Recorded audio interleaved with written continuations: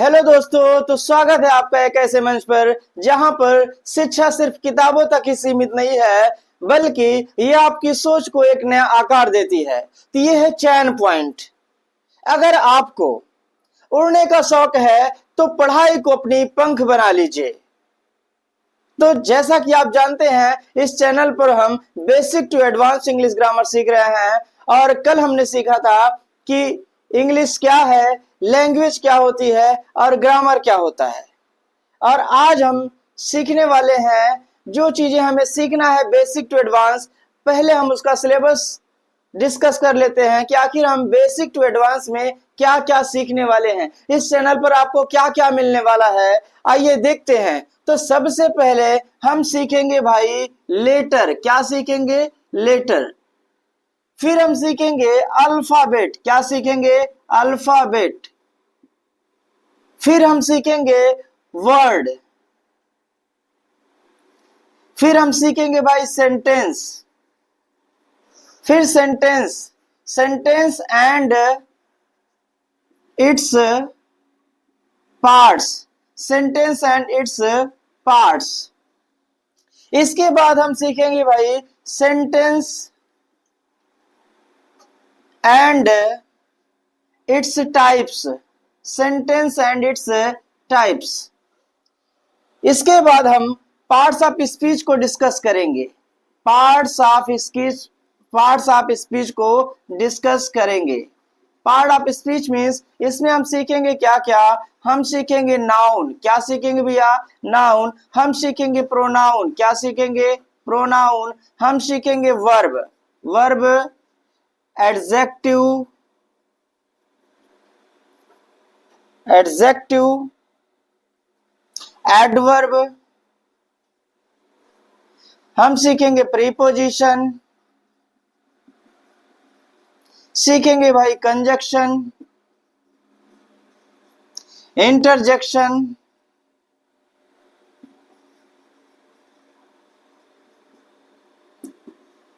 और हम सीखेंगे डिटरमाइनर्स। क्या सीखेंगे? Determiners, determiners. और हम सीखेंगे भाई टेंस। हम क्या सीखेंगे? हम सीखेंगे टेंस। क्या सीखेंगे? टेंस। हम सीखेंगे वॉइस। हम सीखेंगे नरेशन। हम सीखेंगे क्लॉज। हम सीखेंगे भाई फ्रेज। फ्रेज के बाद हम सीखेंगे क्या? हम सीखेंगे मॉडल ऑक्सिलरी वर्ब्स। क्या सीखेंगे? Model auxiliary verbs. क्या सीखेंगे भैया? Models, model auxiliary verbs. क्या सीखेंगे? Model auxiliary verbs. हम सीखेंगे नॉन फाइनाइट वर्ब। क्या सीखेंगे? Non finite verb, non finite verb. और हम सीखेंगे, इसके बाद मैं इधर लिख दे रहा हूं, ठीक। तो नॉन फाइनाइट वर्ब के बाद हम सीखेंगे भैया ट्रांसफॉर्मेशन। क्या सीखेंगे? ट्रांसफॉर्मेशन। क्या सीखेंगे? ट्रांसफॉर्मेशन। हम सीखेंगे सिंथेसिस। क्या सीखेंगे? सिंथेसिस। तो इतनी सारी चीजें हम सीखेंगे। अच्छा, और भी चीजें हम सीखेंगे। हम सीखेंगे कंडीशनल सेंटेंस। क्या सीखेंगे भैया? Conditional sentence, conditional sentence, conditional sentence. तो इतनी सारी चीजें हम सीखेंगे basic to advance English grammar में। और भी बहुत सारी चीजें हम सीखते रहेंगे बीच बीच में। तो आइए फिर से हम आपको बता देते हैं कि आखिर हमें सीखना क्या क्या है। तो सबसे पहले हम शुरू करेंगे भैया लेटर। क्या शुरू करेंगे? लेटर। फिर हम शुरू करेंगे अल्फाबेट।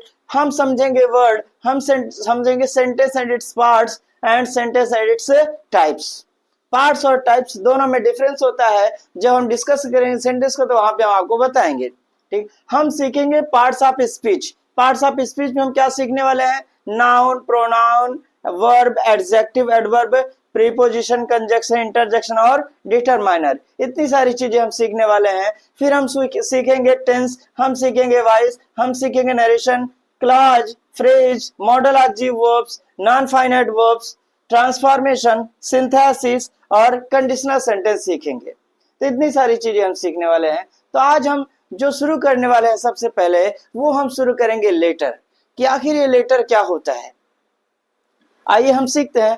तो मैं इसे इरेज कर देता हूं, आप इसे नोट डाउन कर लीजिएगा। तो लेटर क्या होता है, लेटर का क्या इंपॉर्टेंस है, सारी चीजें हम जानेंगे। जैसा कि लेटर, लेटर के दो मीनिंग निकल कर आते हैं, एक तो पत्र होता है और दूसरा क्या होता है, अक्षर। तो हम पत्र अभी नहीं पढ़ने वाले हैं, हम क्या पढ़ेंगे भैया, हम पढ़ेंगे अक्षर। लेटर मीन्स क्या, अक्षर। अक्षर के सेंस में आखिर ये लेटर क्या होता है, ये देखते हैं कि सबसे पहले हम क्या शुरू करेंगे भैया, लेटर। क्या शुरू करेंगे, लेटर। तो लेटर क्या है, लेटर क्या है, तो letter is the smallest unit of any language. Letter क्या है भैया, letter is the smallest unit of any language. ये क्या है, स्मॉलेस्ट यूनिट है। ये स्मॉलेस्ट यूनिट का मतलब क्या होता है भैया, कि किसी भी भाषा की सबसे छोटी इकाई है। अच्छा, सबसे छोटी इकाई क्यों कहा जाता है इसे, क्योंकि हम इसके टुकड़े नहीं कर सकते, तो इसलिए हम क्या बोलते हैं, smallest unit of any language बोलते हैं। तो मैंने क्या कहा भैया, a letter is the smallest, a letter is the smallest unit of any language. A letter is the smallest unit of any language. Letter क्या है भैया, लेटर किसी भी भाषा की सबसे छोटी इकाई होती है। जैसा कि अगर हम इंग्लिश में देखें तो हम लिखते हैं ए, हम लिखते हैं भैया बी, सी, डी, ई, यानी कि ए से लेके पूरा हम कहाँ तक लिखते हैं भैया, जेड तक लिखते हैं। तो ये जो हमारा सिंगल लेटर है, ठीक, सिंगल जो है ये हमारा क्या है, लेटर है। क्या भैया, लेटर है। बी क्या हमारा, लेटर है। सी क्या है, लेटर है। डी क्या है, लेटर है। ई क्या है भैया, लेटर है। हम हिंदी की बात करें तो हिंदी में छोटा आ, बड़ा आ, छोटी ई, बड़ी ई, ये क्या है भैया, ये हिंदी भाषा की सबसे छोटी इकाई है। और जो हमारा ABCD है वो क्या है भैया, इंग्लिश भाषा की सबसे छोटी इकाई है कि नहीं। अब लेटर, लेटर से ही मिलके बनता है वर्ड। क्या बन के सॉरी, लेटर से ही मिलके बनता है क्या भैया, अल्फाबेट। क्या मिलके बनता है, अल्फाबेट। और अल्फाबेट में वॉवेल और कॉन्सोनेंट को मिलाकर हम क्या बनाते हैं, एक वर्ड तैयार करते हैं। और वर्ड से बनता है हमारा सेंटेंस, और सेंटेंस से बनता है हमारा भैया क्या, पैराग्राफ। पैराग्राफ से चैप्टर बनता है, चैप्टर से बुक बनती है, बुक से क्या बनती है, लाइब्रेरी बनती है कि नहीं। तो यानी कि सबसे छोटी जो इकाई है हमारी लैंग्वेज की वो क्या होती है, लेटर होती है। तो आइए देखते हैं। अच्छा, इसके बाद हम समझेंगे भैया कि अल्फाबेट क्या होती है, अल्फाबेट क्या होता है। तो मैंने आपको बताया कि लेटर क्या है, a letter is the smallest unit of any language. A letter is the smallest unit of any language, ठीक। अब लेटर से ही मिलके क्या बनता है, अल्फाबेट। क्या बनता है भैया, अल्फाबेट, अल्फाबेट, ठीक, अल्फाबेट, जिसे हम हिंदी में क्या बोलते हैं, वर्णमाला। क्या बोलते हैं भैया, वर्णमाला। अच्छा, वर्णमाला क्या होती है, कितनी होती है। तो सबसे अहम सवाल ये है कि आखिर वर्णमाला होती कितनी है, अल्फाबेट होते कितने हैं। तो बहुत से लोग ये बताते भैया कि अल्फाबेट कितने होते हैं, 26 होते हैं। क्या वाकई में 26 होते हैं, तो गलत, 26 नहीं होते हैं, बल्कि अल्फाबेट कितने होते हैं, एक होते हैं। कितने होते हैं, एक होते हैं। 26 तो लेटर होते हैं यार, इन्हीं लेटर से मिलके क्या बनती है, अल्फाबेट बनती है। जैसा कि अगर मैं कहूं, अगर मैं मान लीजिए कि यहाँ पे ढेर सारे फूल हैं, क्या है, ढेर सारे फूल हैं, मान लीजिए क्या है, फूल हैं, ठीक। सॉरी, ये तो मैं जलेबी बना रहा हूँ, ठीक ना, जलेबी नहीं बनानी है, ठीक ना, हमें फूल बनाना है, ठीक ना। तो मान लीजिए फूल है, मान लीजिए फूल है, ठीक, ढेर सारे फूल हैं मान लीजिए, ठीक। और इन्हीं फूलों को हम मिला करके, इन्हीं फूलों को अगर हम मिला दें, अगर इन्हीं फूलों को हम मिला दें तो एक फूल माला बनती है। क्या बनती है, एक फूल माला बनती है। तो फूल माला, अच्छा ये बताइए, क्या जितने फूल थे उतनी फूल माला बनी, या सारे फूलों को मिला के हमने एक फूल माला बनाई, एक फूलमाला बनी ना। उसी तरह से लेटर्स कितने हैं? 26 हैं। तो क्या जितने लेटर्स है उतने वो अल्फाबेट हमारे बनेंगे क्या? नहीं ना। कितने बनेंगे? एक अल्फाबेट बनेंगे। तो समझ में आया ना कि अल्फाबेट कितने होते हैं। तो आप कभी मत कहिएगा कि सर अल्फाबेट तो 26 होते हैं। तो 26 नहीं, कितने अल्फाबेट होती है भैया? अल्फाबेट एक होती है। अल्फाबेट कितनी होती हैं? एक होती है। तो आइए देखते हैं अल्फाबेट क्या है। Alphabet, an alphabet, an alphabet is, an alphabet is the systematic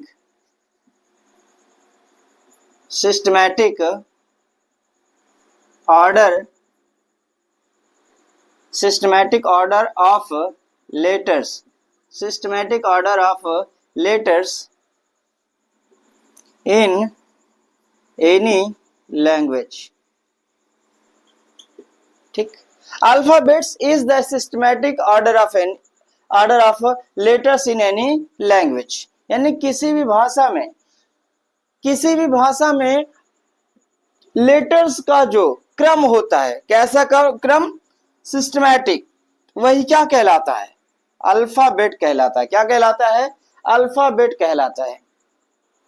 अच्छा, अल्फाबेट कहलाता है, या हम कह सकते हैं an alphabet, an alphabet, an alphabet is the, an alphabet is the set of letters, set of letters. तो हम कह सकते हैं भैया कि अल्फाबेट क्या होती है? अल्फाबेट सेट ऑफ लेटर्स होती है। अल्फाबेट क्या होता है? सेट ऑफ लेटर्स होता है। तो अगर जैसे मैं कहूं कि अल्फाबेट, मैंने कहा A B C D E F, तो इस तरह से हमने पूरा जेड तक लिखा। कहां तक लिखा? जेड तक लिखा। तो ये हमारा क्या हो गया? अल्फाबेट होगा। क्या हो गया? अल्फाबेट हो गया। अगर मैं इस तरह से लिख दूं सी बी ए डी के एम, तो इस तरह से हमने भैया जेड तक लिख दिया। तो क्या ये हमारा अल्फाबेट होगा? क्या ये हमारा अल्फाबेट होगा? नहीं। अल्फाबेट क्यों नहीं होगा? अच्छा देखिए, अक्षरों का समूह तो ये भी है, अक्षरों का समूह ये भी है, लेकिन क्या ये अल्फाबेट है? नहीं है। क्यों? क्योंकि अल्फाबेट कहता है कि सारे लेटर्स एक सिस्टम में होने चाहिए, सिस्टमैटिक ऑर्डर में होने चाहिए। अगर वो सिस्टमैटिक ऑर्डर में नहीं है तो अल्फाबेट हरगिज नहीं होंगे। तो ये वाला हमारा क्या भैया? अल्फाबेट कहलाएगा। क्या कहलाएगा? अल्फाबेट। बट अगर इस तरह से लिखा गया है तो अल्फाबेट नहीं कहलाएगा। तो अब इसके आगे बढ़ते हैं, इसके आगे बढ़ते भाई कि अल्फाबेट के आगे क्या है। तो अल्फाबेट में जो लेटर्स हैं, इन लेटर्स को हमने दो भागों में डिवाइड किया गया है। कितने भागों में डिवाइड किया है भैया? दो भागों में डिवाइड किया है। और वो कौन कौन से हैं? वो है कॉन्सोनेंट और वावेल। कॉन्सोनेंट और वावेल। ये कॉन्सोनेंट क्या होता है और ये वावेल क्या होता है, आइए समझते हैं। इसके आगे की कहानी को बताता हूं, आप इसे नोट डाउन कर लीजिए। तो अल्फाबेट में जो लेटर्स हैं 26, इनको हमने दो भागों में डिवाइड किया। कितने भागों में भाई? दो भागों में डिवाइड किया। कौन कौन से भाई? तो हमने इन्हें डिवाइड किया कॉन्सोनेंट, किस में डिवाइड किया? कॉन्सोनेंट। और दूसरा भैया वावेल में डिवाइड किया। किस में डिवाइड किया? कॉन्सोनेंट और वावेल। कॉन्सोनेंट का मतलब क्या होता है? कॉन्सोनेंट का मतलब होता है व्यंजन। क्या होता है? व्यंजन। और वावेल का मतलब क्या होता है भैया? स्वर। क्या? स्वर। ये वावेल क्या होता है? ये कॉन्सोनेंट क्या होता है? आइए ये भी सीख लेते हैं। तो ऐसे सबसे पहले हम वावेल को सीखते हैं, वावेल को जानते हैं कि आखिर ये वावेल क्या है, ये वावेल क्या होता है। तो सुनिए ध्यान से सुनिएगा कि ऐसे लेटर्स जिन्हें बोलते समय हमारी सांस हमारी ब्रीद कहीं पर अटके ना। सांस मैं कह रहा हूं, सांस नहीं कह रहा हूं, नहीं तो सांस आप समझ लो, तो सांस नहीं, क्या? सांस। तो ऐसे लेटर्स जिन्हें बोलते समय हमारी जो सांस है वो अटके ना, उसे हम क्या बोलते हैं? वावेल बोलते हैं। क्या बोलते हैं? वावेल बोलते हैं। जैसा कि आइए हम प्रैक्टिस करके देखते हैं या फिर बोल करके देखते हैं। जैसे मैंने कहा ए, हमने कहा ई, आई, ओ, यू, 5 वावेल है, हमारे 5 वावेल्स हैं। तो हमने बोला ए, ई, आई, ओ, यू। क्या हमारी सांस कहीं पे रुकी? रुकी क्या? रुकने का मतलब क्या हमारी जीभ कहीं पे टकराई? क्या हमारे दांत कहीं पे टकराए? ऐसा तो कुछ भी नहीं हुआ। यानी कि ना तो कहीं पे जीभ टकरा रही है, ना ही कहीं पे हमारे दांत टकरा रहे हैं। आवाज सीधा निकल रही है, कहीं पे रुक नहीं रही है। तो ऐसे लेटर्स क्या कहलाते हैं? ऐसे लेटर्स वावेल कहलाते हैं। क्या कहलाते हैं? वावेल कहलाते हैं। ठीक। और रही बात कॉन्सोनेंट की, तो कॉन्सोनेंट क्या होते हैं, आइए वो भी देख लेते हैं। तो ऐसे लेटर्स जिन्हें बोलते समय हमारी सांस थोड़ा बहुत कहीं ना कहीं क्या हो, रुके, अटके, तो वो क्या होते हैं? कॉन्सोनेंट कहलाते हैं। तो आइए ये भी हम प्रैक्टिस करके देखते हैं। मैंने कहा बी, हमने बी बोला। क्या बोला? बी। तो बी पे क्या हो रहा है? जो हमारी सांस है या फिर जो हमारे होंठ है वो कहाँ आपस में टकरा जा रहे हैं। टकरा रहे हैं नहीं टकरा रहे हैं? तो क्या ये वॉवेल हो सकता है? क्या ये लेटर जो बी है क्या वॉवेल की क्वालिटी रखता है? क्या नहीं रखता। तो क्या इसलिए हमारे ये क्या है? कॉन्सोनेंट है। हमने कहा एल, हमने कहा एल। एल जब हम बोल रहे हैं तो हमारी जो जीभ है तालू में क्या हो रही है? टकरा रही है। तो ये हमारे क्या हो गए? कॉन्सोनेंट हो गए। मैंने कहा जे, तो जे में एक बार जीभ पीछे जा रही है, फिर आगे जाके दांत में टकरा जा रही है। तो क्या ये वॉवेल हुआ? नहीं हुआ। क्यों? वॉवेल के लिए चाहिए भैया कि सांस कहीं पर रुके ना। समझ में आया? तो हम कह सकते हैं the letters in which our breath is not obstructed, यानी कि ऐसे लेटर्स जिनमें हमारी सांस कहीं पर बाधित नहीं होती है, कहीं पे रुकती नहीं है, वो क्या कहलाते हैं? वावेल कहलाते हैं। हम दूसरे तरीके से बोल सकते हैं भैया कि वावेल क्या होता है। तो मैंने कहा कि the letters that are spoken without help of any other letters. हम कह सकते हैं भैया कि ऐसे लेटर जो बिना किसी अन्य लेटर की सहायता से बोले जाते हैं वो क्या कहलाते हैं? वावेल कहलाते हैं। ठीक। तो अगर मैं इधर यहाँ पे ए लिख रहा हूं, मैं ई लिख रहा हूं, मैं आई लिख रहा हूं, ओ लिख रहा हूं, यू लिख रहा हूं, तो क्या ए को बोलने के लिए हमें किसी और लेटर की जरूरत पड़ रही है? नहीं पड़ रही है। ई को बोलने के लिए किसी और लेटर की जरूरत पड़ रही है? नहीं पड़ रही है। आई को बोलने के लिए नहीं पड़ रही है। ओ को बोलने के लिए नहीं पड़ रही है। यू को बोलने के लिए नहीं पड़ रही है। लेकिन अगर मैं यहीं पे बी लिखूं तो साउंड क्या आ रहा है? ई का आ रहा है कि नहीं आ रहा है? मैंने बोला के, तो के में किसका साउंड आ रहा है? ए का आ रहा है कि नहीं आ रहा है? ठीक। तो हम ये भी कह सकते हैं भैया कि ऐसे लेटर्स जो किसी अन्य लेटर की सहायता से नहीं बोले जाते वावेल वावेल कहलाते हैं, और ऐसे लेटर्स जो किसी अन्य लेटर की सहायता से बोले जाते हैं वो क्या कहलाते हैं? कॉन्सोनेंट कहलाते हैं। तो आइए डिफिनेशन लिख लेते हैं। डिफिनेशन को लिखते हैं भाई। आइए क्या है वावेल और क्या है कॉन्सोनेंट। जैसा कि आप जानते हैं इंग्लिश में वावेल हमारे कितने होते हैं? तो 5 होता है। कितने होते हैं भैया? 5 होता है कॉन्सोनेंट और वावेल। तो सबसे पहले हम कॉन्सोनेंट को लिख लेते हैं। कॉन्सोनेंट क्या होता है? Consonants, consonants. तो the letters in which our breath is obstructed,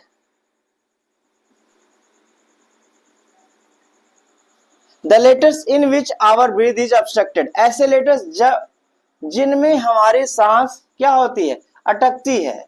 that are called consonant। क्या भैया? consonants। या हम दूसरी डिफिनेशन इसकी बोल सकते हैं कि the letters that are spoken, the letters that are spoken with the help of other letters. Other letters हम कह के सीधा हम बोल देंगे भैया क्या, vowels, with the help of vowels are called consonants. तो हम कॉन्सोनेंट को दो तरीके से डिफाइन कर सकते हैं, एक तो ब्रीथ वाला कॉन्सेप्ट और दूसरा भैया हेल्प ऑफ वॉवेल्स वाला कॉन्सेप्ट. ठीक, जैसे मैं इसमें लिख दूं भैया बी, मैंने लिख दिया सी, मैंने लिख दिया डी, मैंने लिख दिया के. ठीक, तो इस तरह के जो लेटर्स हैं. और अगर हम बात करें वॉवेल की, किसकी बात करें भैया, वॉवेल की, तो वॉवेल क्या है आइए देखते हैं, वॉवेल भी देख लेते हैं. तो द लेटर्स क्या भैया, the letters in which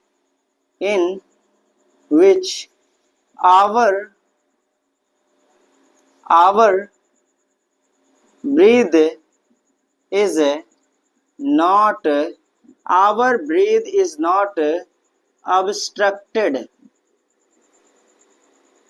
Our breath is not obstructed. That are called vowel. That are called vowel. ये ठीक. तो हम कैसे, एक बार फिर से पढ़ते हैं हम वावेल को. तो मैंने कहा the letters in which our breath is not obstructed, that are called vowel. जिन्हें बोलते समय हमारी सांस कहीं पटकती नहीं है उसे हम क्या बोलते हैं, वावेल बोलते हैं. हम दूसरी डिफिनेशन अगर बात करें तो दूसरी डिफिनेशन क्या हो सकती है, दूसरी डिफिनेशन भी लिख लेते हैं भाई. आइए देखते हैं क्या है इसकी दूसरी डिफिनेशन. दूसरी डिफिनेशन बोल देखते हैं भैया. मैंने कहा the letters that are spoken without help of other letters. The letters that are spoken without help of other letters are called vowel. ठीक, अब ये कौन कौन से है भैया, ये है ए है, ई है, आई है, ओ है और क्या है भैया, यू है. ये हमारे 5 है, यानी कि टोटल 26 लेटर्स हैं, जिनमें 5 हमारे क्या है, वॉवेल है और 21 क्या है हमारे कॉन्सोनेंट है. तो आई होप कि चीजें एकदम क्लियर है दोस्तों. अगर आपको क्लास समझ में आ रही हो तो आप वीडियो को लाइक करें, चैनल को सब्सक्राइब करें और बेल आइकन को दबाएं ताकि सबसे पहले आप तक क्लास पहुंच सके. और अपने दोस्त मित्र को जरूर शेयर करें ताकि वो भी इंग्लिश को एकदम बेसिक से सीख सके और अपनी इंग्लिश पर कमांड कर सके. Thank you, that's all for today.